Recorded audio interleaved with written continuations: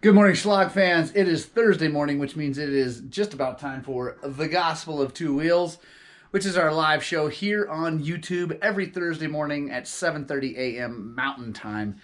If you guys haven't joined us for it, you really should. It's a lot of fun. Everybody comments in. I answer questions. We talk about different things. Sometimes there's a theme, sometimes there's not. But anyway, it's a ton of fun. So if you haven't done that, definitely make sure you find some time. If you can't tune in live, we obviously put them up here on YouTube afterwards, so you can check that out anytime.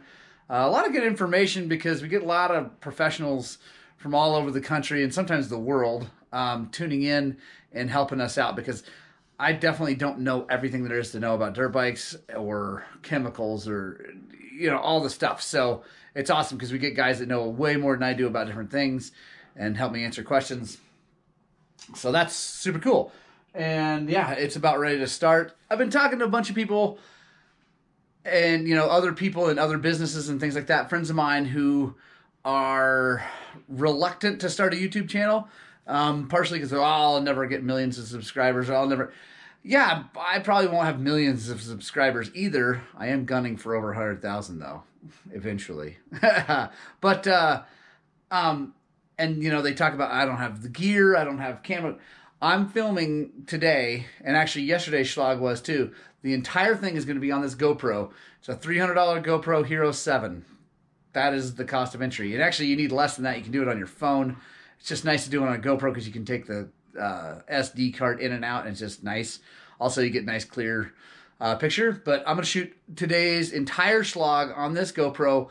Let me know in the comments what you think. Let me know if you think that's good enough or if I need another camera. I am definitely going to get another better camera when we get our the money up on this. Patrons, if you're interested at all in being a patron on our Patreon page, that is really going to help us get some better gear, because I definitely want to ramp the product to you up as we move forward. But you don't have to have it to get started. So, whole thing, GoPro Hero 7 today.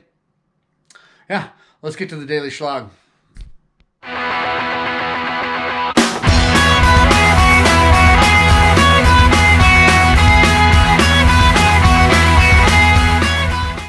Holy moly, what a great show. Oh my gosh, that was awesome. If you guys are joining in on that, thank you so much. If you haven't, you definitely need to check it out. It was a lot of fun. We had a ton of people online today. Definitely a massive record for us by a lot. So thank you guys so much. Got to make one more cup of coffee before I go to work. All right, guys, we're at the shop, and it is time to check the tubeless setup that I did yesterday. Push on it, it's such a stiff tire that there's no way to tell. So, got the tire gauge. Leia, what do you think? You think the tubeless is going to work? You think? She's skeptical. So, let's see.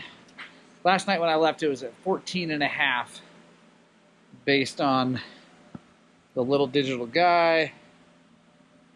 So, I'll get that fired up. Here we go.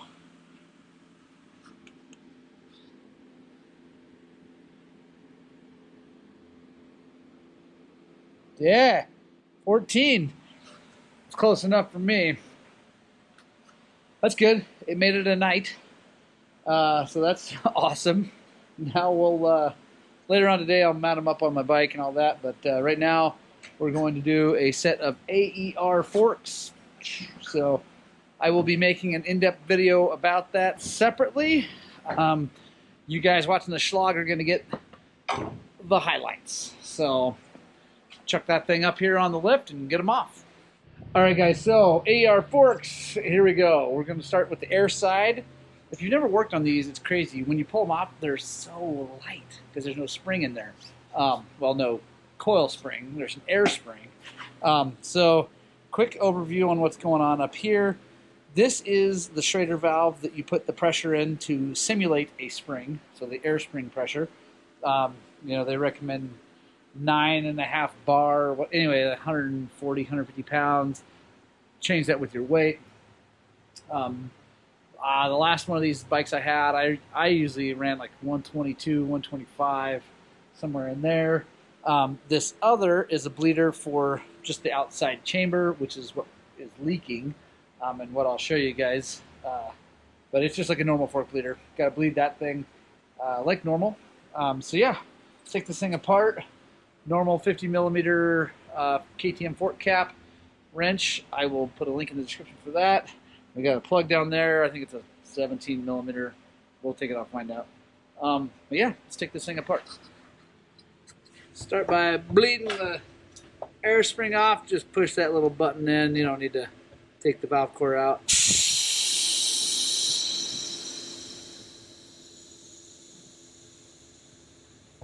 There we go.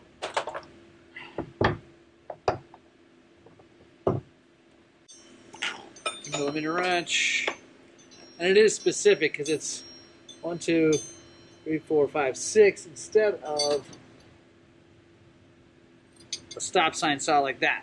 8. Took a little creativity to get that loose, but you can see with normal stuff you can get this done. Just have to have, you definitely need a fork cap wrench, you definitely need a 24 millimeter wrench and some sort of vise to hold it. But you just need to hold it still.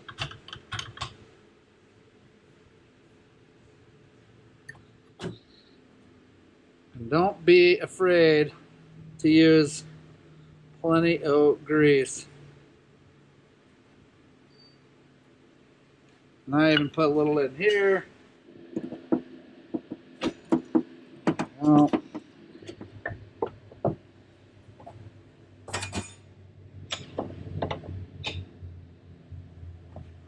go.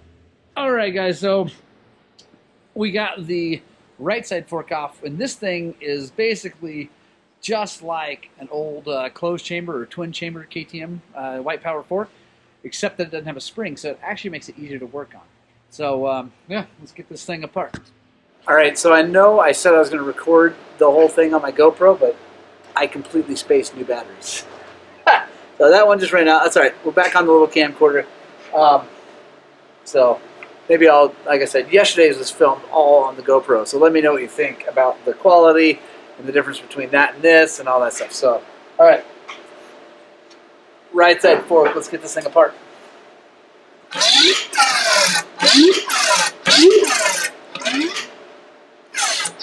That oil actually looks really good, which it should. That's the whole point of twin chamber forks, is it keeps the damping oil separate from the lubricating oil, and generally it stays nice and clean a lot longer.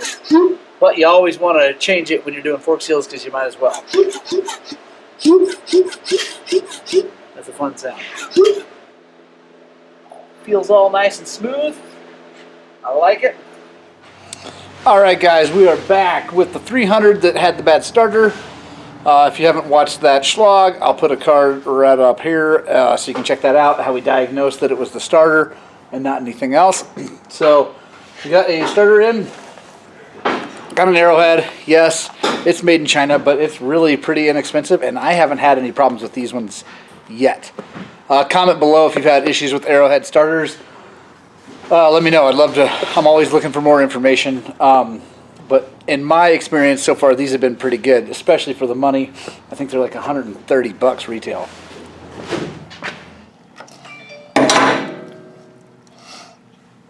So obviously start by taking this starter off. Now, when you get new parts, before you go getting them all dirty and gnarly, it's good to just kind of match them up, make sure they look like they're the right thing, and good. You just don't want to botch that, you know. You get them all dirty, then they don't take them back if you happen to order the wrong thing or they put the wrong part in the box. So that turns, which the other one definitely didn't. So now what we're going to do is hook it up, and we're going to test it before we install it. So for this to work, the positive is obviously hooked up, but you got to have the motor touching ground. Otherwise, it won't do anything. So that is leaning on that. It should be enough ground. We're going to go touch those wires to go together and see if this jumps around. Oh yeah. Sweet. Yes, we are moving in the right direction. Now, I already took a look inside here. There's grease in here, but I'm going to add a little extra grease because there's no oil in this thing. So we're going to a whole bunch of that spray grease. It's okay that we're making a bit of a mess. All right, now that we got the cover all bolted up and this bolted up, before I put the plastic cover on and like commit to this thing, I'm going to test it. But here's the thing you got to know. When you're testing starters and things like this, especially since we have the pipe off, we don't want it to start, right? And it very well could because there's gas in it and all that. So what you do is you hold the kill switch down while you're touching the wires together, just to make sure it can't spark, and just see if this thing turns this bike over. Kill switch down. That's gonna work. We just need to charge that battery up. Super quick tech tip on KTMs, the shifters always fall off. So red Loctite, that little bolt, I don't care that it's red, I don't care, red Loctite, it won't come off.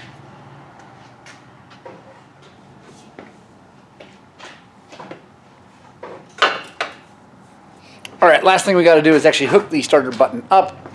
I've just been touching these two wires together. Like I said, these are headlight wires, so I'm gonna do something with those. I'll probably just cover them up with heat shrink and just keep them out of the way. But what we gotta do is hook these wires to these wires. So I'm just gonna solder those together, put some heat shrink on them, and call them good. Got my handy dandy little holder guy tool. Doesn't matter which one goes to which, because all this button is doing is connecting them, so it doesn't matter. You can put them however you want to put them. If you guys haven't done any of this before, heat shrink goes on the wire first. And then strip that back a little further. Zach just laughed at me saying the heat shrink goes on the wire first. It's kind of funny, but sadly, it wouldn't. If I did it right now and did it the other way, it wouldn't be the first time I did that. So this little tool is cool because you there, and then it holds it nice and solid.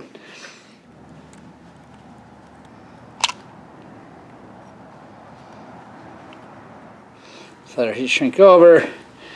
Get our crack pipe torch. It's probably not politically correct for me to say that, but I don't care. It works. Like I said, need to charge the battery up, but the button works, so we're doing good. Really happy about that. Now it's time for rear wheel bearings on this old girl. So join me. I've done this a bunch of times, but we're just gonna go through it again. Why not? Gotta get the old spacers out. There's one.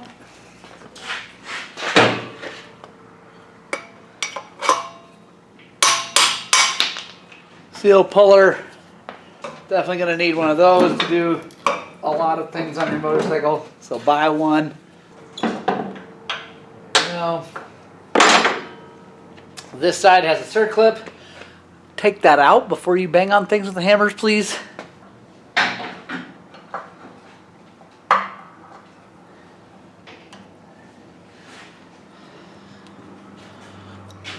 Bing.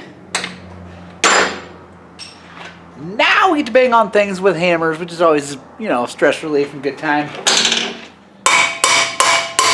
I used to think this was kind of a good hammer until Zach brought his hitting stuff real hard hammer in here. It made me feel inadequate. There we go. Get some brake clean, clean that all out real nice and happy. Then, because we can and we got one, we're going to put this into the ultrasonic and make these nice and shiny.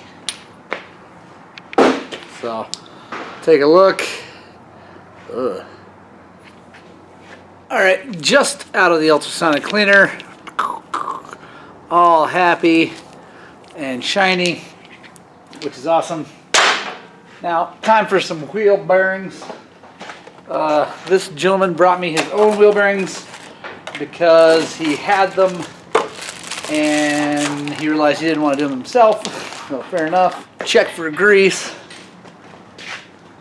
This one's got a little bit, but not much.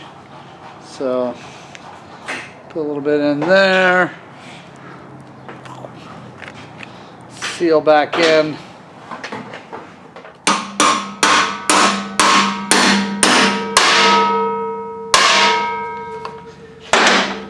Snap ring, circlip, whatever you want to call it. Get it cleaned up. Get that guy back in this side. Seals. Put a little grease on that. Just help it go into the seal. And you know, a little bit of extra grease on things isn't so bad. Helps keep the water out.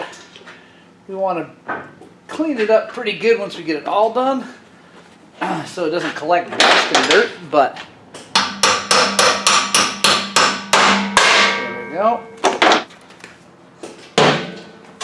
We're over.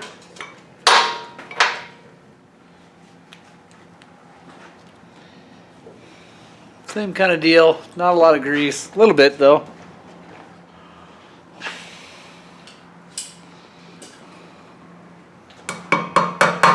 That nice and flat, and then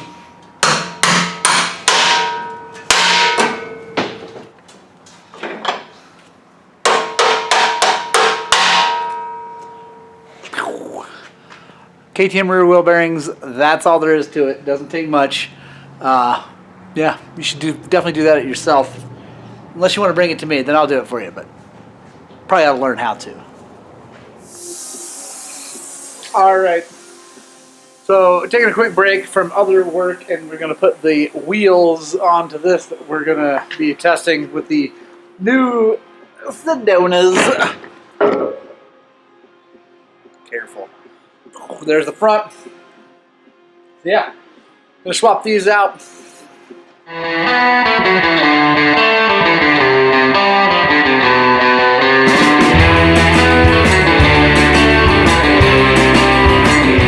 Also, guys, comment below if you have any questions about this bike, like that I haven't covered in another video, or you haven't, or maybe I have, but you don't know. Just make sure you comment below because I'm happy to answer anything about it. This is, you know, this is my personal 2018 250 XCW. It was a rental bike for a year, so it got beat on pretty hard. Now it's just mine. So, like I said, any questions at all, make sure you comment below. If you don't want to post them out in the public, then you can email me at morgan@highland-cycles.com. Yeah, I'm also going to put the headlight back on it because we're going to be trail riding it. I don't know, we might get lost. We can get out in Arizona somewhere and be out after dark. So I'll show you how that goes too. It's pretty sweet. It's a motor-minded rig and it's awesome. Coffee.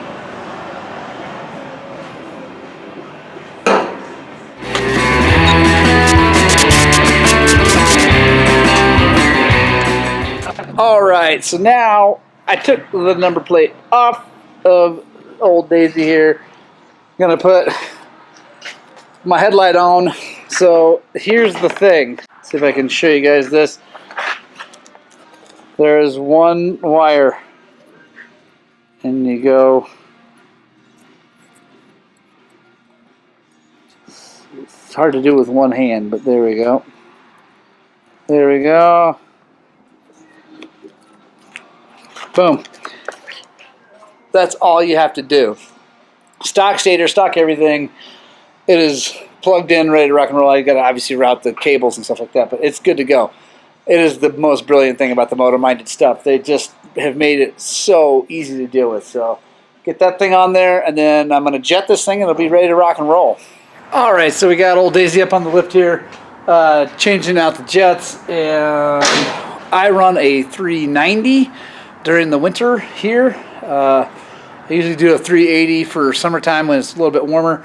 We're heading to Arizona. It's about sea level-ish, I think, Lake Havasu is. So I am going to put a 430 in it, and I'm not going to mess with the needle. I'm not going to mess with the pilot jet. I will probably tune the air screw when I get down there if I need to. But just going to put a 430 in the thing and let her rip, because that's all you have to do. You don't have to go crazy jetting these things. It's not like, I mean, if you want the ultimate perfect performance, fair enough. But I'm just going to go twist it and have a ton of fun. So I'm going to slap a 430 in it, and we're going to call her good. Right on. Another good day at the shop.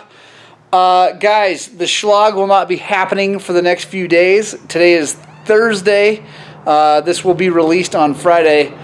So you guys will get to, if you're watching it on Friday, I am already on my way or already in Lake Havasu, Arizona, riding dirt bikes, testing tires, testing tubeless, testing mooses, and all the awesome stuff. So guys, thank you so very much for watching. I just cannot tell you how much it means to me that you guys watch these videos. I love it. I love you guys. I want you to get out, spread the gospel of two wheels, and please, like, under all circumstances, you absolutely have to find some time to ride your dirt bikes!